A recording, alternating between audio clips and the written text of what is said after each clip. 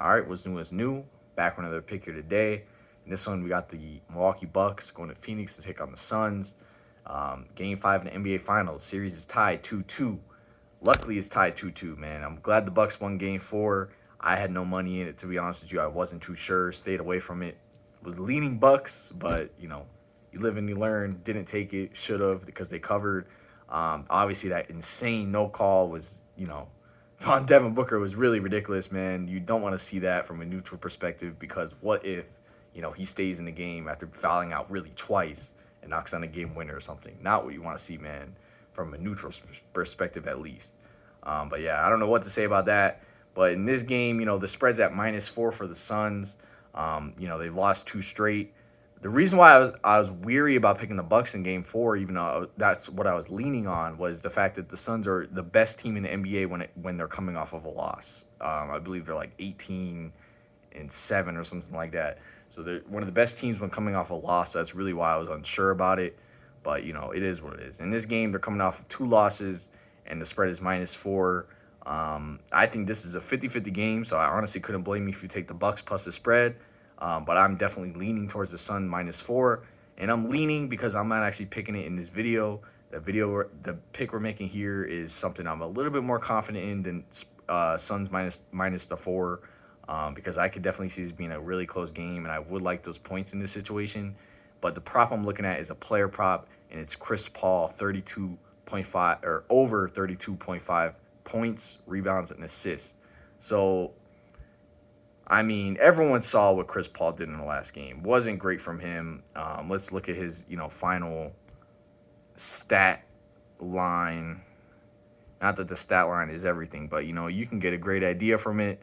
Um, Wait for it to pull up. All right, so he went 10-4-7, only 10 points on 5 of 13 shooting. So he made all twos, no threes.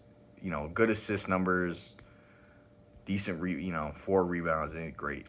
But those, you look at his stats in the last two games. He went 10-4-7 in Game 4, 19-0-9 in Game 3. But those are both in Milwaukee. And now look at the games where he was in Phoenix. Game 1, 32-4-9. Easily would have beaten this prop. The points alone would have beaten this prop. And in Game 2, 23-4-8, which would have gotten this prop. So when at home, he's obviously playing a lot better in this series, and he's beaten this prop every single time. He's gotten over in it every single time at home. So with that being said, I'm going with it here. I think there's a good chance he may even get 32. He may beat this prop with just points alone, because you saw, at the end of the game, he had that costly turnover. Chris Paul is not known as a guy that's turning the ball over very often. He's the point god. I'm looking for him to come out here on a mission and redeem himself big time. We all know this is Chris Paul's likely one of his last shots, he's going to get at an NBA title. And, this is Game 5. Series is tied 2-2 in the NBA Finals.